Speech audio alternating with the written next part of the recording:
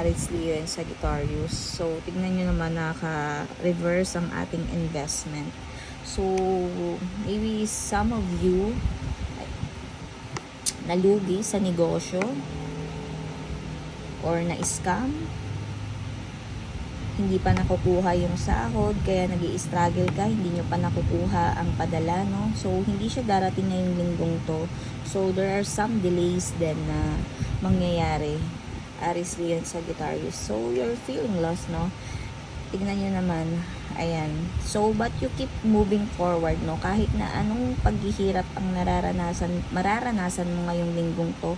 So, you keep, your head high, no? Regarding to your finances, lalong-lalo na sa finances, sa kaperahan. Kahit na walang-wala ka ngayon, so ang daming delays, ang daming struggles. Ayan, naghahanap at naghahanap